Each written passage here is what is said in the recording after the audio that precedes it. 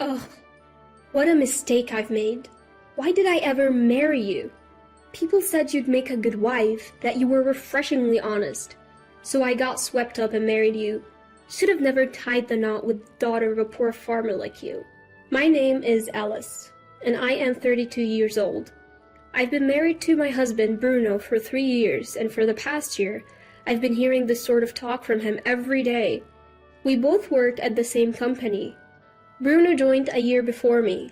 Our company is a general trading business, and lately we've been focusing on the food sector. We introduce and broker new ingredients and food products, department stores, and supermarkets. That's mainly what we do. Bruno and I hit it off at a company party. Maybe it was the drinks, but we were cheered on by those around us and started dating soon after. He was kind, sociable, and always had me laughing. I thought a life married to him would be filled with joy, so we got married after a year of dating.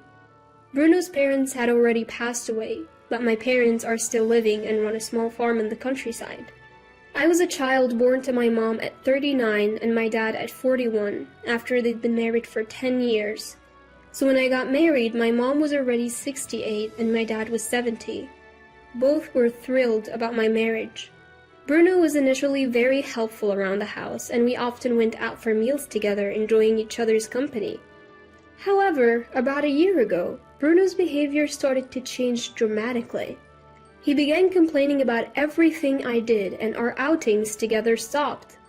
Although I had doubts about staying with him, I thought of the kind Bruno I'd known when we got married and hoped he'd revert back to that. Plus, I didn't want to worry my parents, who are already over 70, so I held off on divorce. If only your parents had more money, then maybe I could have benefited from this marriage too. They're useless. They'd be better off as fertilizer in a field. Hey, that's way over the line. We're talking about my parents here. I say it because they're your parents. This marriage was totally pointless. I can endure any insults about me, but I can't stand him talking about my parents that way. Though they're considered elderly, they still work hard at farming, sending us delicious vegetables and produce all the time. For me, they are more than just invaluable. They're my lifelines. Compared to my friends' parents, mine are significantly older. That always concerned me. However, I'm truly grateful to my parents who always had me in their thoughts and took great care of me. I've always loved my parents deeply. I've been biting my tongue to keep from upsetting them, the very parents who were thrilled about my marriage. Even after that, Bruno kept bad-mouthing my parents almost every day. I was just about to hit my breaking point when Bruno brought up divorce. You know, being married to someone poor like you, there is no advantage for me. I don't want to waste my life anymore. I get it, then it's fine. I had no energy left to argue. I might worry my parents, but I don't want to be with this person anymore. As soon as I agreed, Bruno, as if he'd been waiting for this, handed me the divorce papers with his name already filled in. I signed them without a word. Once I've packed, I'll leave. You can stay here if you want. Is that okay? Yeah, but change the name on the lease. I don't want to keep paying the rent. I understand. But I decided to move too. Staying alone in a place where I'd lived with Bruno felt wrong, and I wanted to sort out my feelings and start fresh. And so, our divorce was finalized. We still work at the same company, so there is a bit of awkwardness when we see each other, but working in different departments turned out to be a blessing in disguise. When I told my parents about the divorce, they looked a bit sad. Still, they said, "If that's what you've decided, then it's okay.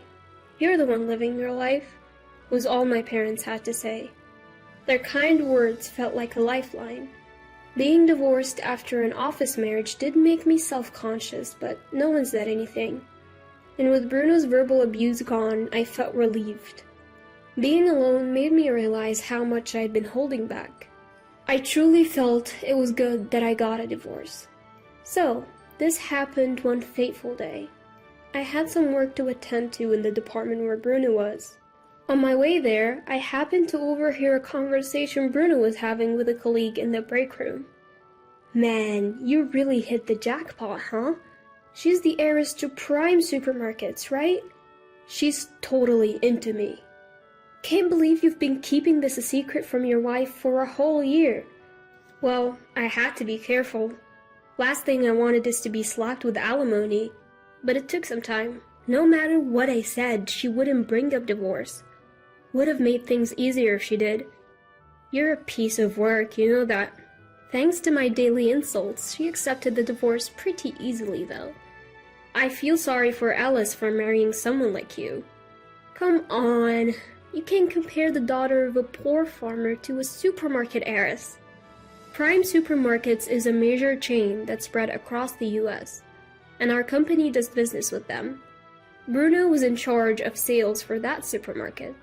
So, to summarize, Bruno had been having an affair with the heiress of that supermarket for the past year. And to keep the affair secret, he had been insulting me, waiting for me to initiate the divorce. Hearing this, it felt like everything went wide before my eyes. I would have felt better if he had just honestly said, "I found someone else, so I want a divorce." I was so filled with shock and anger that I felt like I could explode. But I said nothing and left the room. I didn't want to be known as the woman dumped by Bruno because he had an affair. Feeling so humiliated, I just didn't want to be there anymore. The realization that Bruno wasn't just betraying me, but was also scheming for his own convenience made me so angry. But I chose not to confront Bruno. Sure, I could probably get some kind of settlement if I pushed the issue, but I didn't want the hassle or the gossip. I just wanted to let it slide. The following month, Bruno left the company. I heard he got re-employed at Prime Supermarket's corporate headquarters. I breathed a sigh of relief, knowing I wouldn't have to see Bruno's face anymore. Soon after, I heard rumors that Bruno married the daughter of the CEO of Prime Supermarkets. The female co-workers in my office were skeptical, but the men seemed envious. Apparently, Bruno fast-tracked the wedding because the CEO's mother, Bruno's new grandmother-in-law, wanted to see her grandchildren married off sooner rather than later. I can't help but think it's just a cover story. Bruno's perfectly capable of bending the truth like that. Furthermore, not a single employee from our company was invited to the wedding. Bruno was hired as a sales manager and seemed to be on a fast track to success, according to the gossip amongst his former colleagues, tinged with jealousy. Nothing surprises me anymore. It's probably all according to Bruno's plan. While it's infuriating to think about, my desire to avoid him is stronger. However, that wasn't the end of it. I received a call saying that the supermarket that bought produce from my parents' farm had suddenly cut ties with us. It was Prime Supermarket, and it was Bruno who informed us. What's going on? I had to call Bruno to find out why. My wife doesn't want me dealing with my ex's family, he said. What? She doesn't want any contact with your parents. Call it jealousy, I guess. But that has nothing to do with our business relationship. Maybe, but I can't ignore what my wife wants, and honestly, I couldn't care less about your parents. I hated to grovel to Bruno, but I begged him to reconsider the contract termination. He refused. I never thought it would come to this. My parents love farming. Their greatest joy is seeing people enjoy the produce they've grown. They're getting older, but they're still passionate. I don't want to strip them off of their livelihood. So, I had no choice but to look for a new contract. I tried, but I couldn't find any takers. Then, my company decided to host a food fair. I negotiated to include my parents' produce, and surprisingly, I got an immediate okay. The CEO was excited about their organically grown, carefully crafted produce, especially after tasting it. There was a fee for the booth, which I paid for without telling my parents. On the day of the food fair, my parents arrived, beaming with pride over their produce. Seeing them so happy filled me with joy as well. Then someone approached us. He was a restaurant owner from Boston, interested in using my parents' produce. His restaurants focus on high-quality ingredients, and after tasting the produce, he was impressed. My parents were thrilled. We quickly struck a deal, and I felt a huge weight lift off of my shoulders. 3 years have passed since then. My parents are still working in the field, as energetic as ever. They say they genuinely enjoy this lifestyle. I quit my corporate job and have been helping them for the past 2 years. Though my parents insisted they were fine, I saw the increasing work in sorting and fulfilling orders. It became clear they needed help. I'm happy to work alongside them. On a trip back from delivering produce to a restaurant, I bumped into Bruno. "What are you doing here? I heard you quit your job after I broke up with you."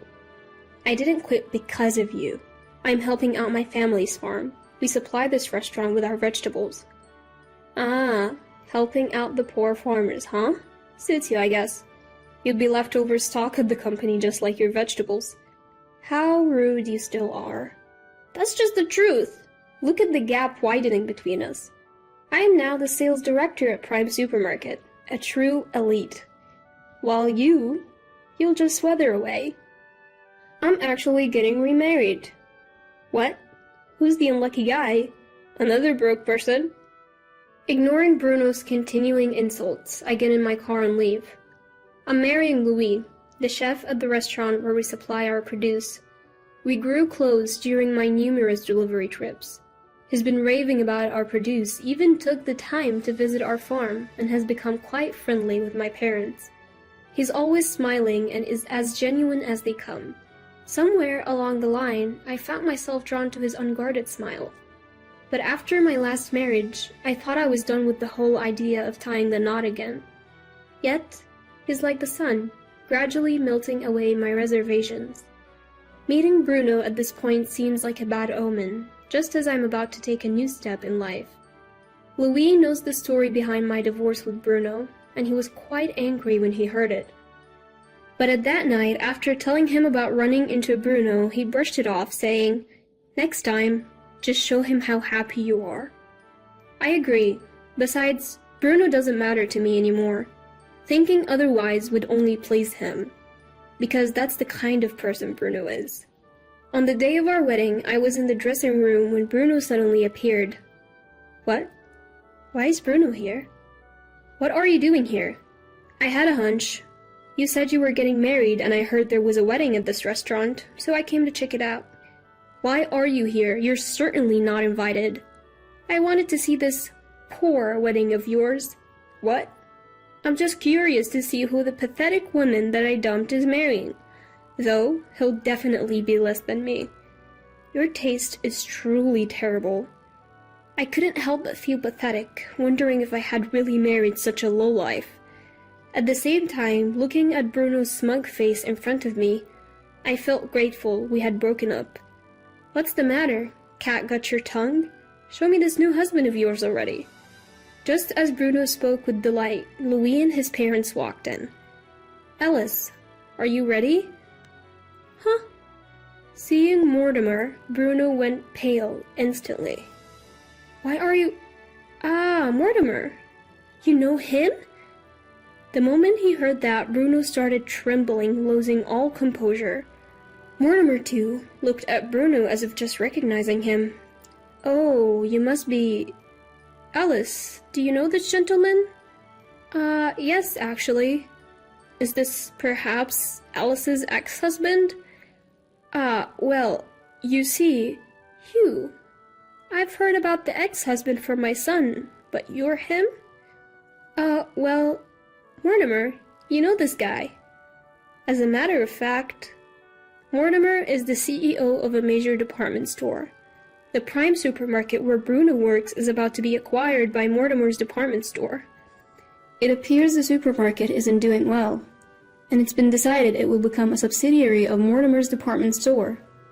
I might have known about this if I were still working, but I had quit 2 years ago, so I had no idea. But why is Bruno here at his ex-wife's wedding? Ellis, did you invite him? No way! He crashed it, saying he wanted to see Poor's wedding. I see. Well, you see, there is a reason. I'd love to hear the reason. That is, can't believe this Bruno is you. Never knew you were such a low-class guy. Mortimer spoke in a calm tone, but the low pitch of his voice conveyed his anger. It was the first time I had ever heard Mortimer sound like that. I've known him as a mild-mannered person ever since Louis introduced us over a year ago. But now, facing off against Bruno, he emanated the authority of a CEO of a large corporation, making Bruno look insignificant. What kind of supermarket owner would want a son-in-law like this? And you're the head of sales? Isn't the decline in business your fault? I didn't... Leave now. This is no place for someone like you. Seeing Bruno shrink at Mortimer's words made me feel pity for him. Unable to find any comeback, Bruno left as if fleeing. This is what happens when you look down on others and feel joy about it.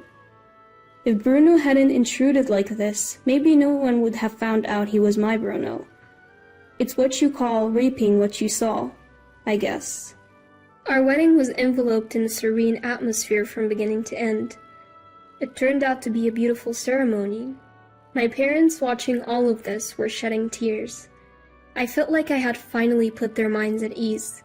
Later, Mortimer told me that the owner of Prime Supermarket claimed that he had no knowledge of his daughter dating Bruno before his divorce. But considering Bruno switched jobs to Prime Supermarket immediately after the divorce, and was even offered a position, Mortimer doubted the owner was really in the dark. The owner of Prime Supermarket seems to dote on his daughter and pretty much agrees to anything she says. As a businessman, he's definitely lacking, Mortimer commented. Prime Supermarket became a subsidiary of Mortimer's department store. The executive team was replaced and the former owner was resigned. Bruno left the company as well. Then, out of the blue, Bruno contacted me, asking to be employed by Mortimer's department store, the parent company. I struggled to comprehend what could possibly make him think that that was an option. That's absolutely not going to happen. What on earth are you thinking? Don't say that. Give it a try. I might get divorced if things keep going this way. My wife says she doesn't need a husband who doesn't bring in money. That's not my concern. Don't you feel sorry for your ex-husband if he ends up on the streets? Not at all. What a person you are. Fine. Can you lend me some money? What? Just enough to get by for now. My wife is a big spender and it's tough. I couldn't believe what was happening. But when that phone call came, I was actually visiting my in-laws.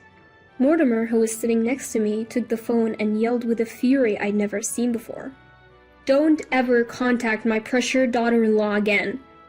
Thanks to his final shout, I never received another call from them. Now I help out at my family's home and also work part-time at Louis' restaurant whenever I have some free time. The restaurant owner is a friend of Mortimer's, and they make a lot of accommodations for me, making it an easy place to work. About 6 months after remarrying, a colleague from my old job came to dine at the restaurant, and we briefly talked about Bruno. It seems the former president of Prime Supermarket is drowning in debt and has skipped town. His daughter and Bruno are left dealing with those debts, working from morning to night. Apparently, they blame each other for their plight and fight constantly. Their new apartment is in an older building near my former colleague's home. Apparently, their arguing got so loud the other day that someone reported them to the police. My colleague saw them during that incident and said that they had lost so much weight they were almost unrecognizable, laughing as he told the story. But honestly, I don't care anymore.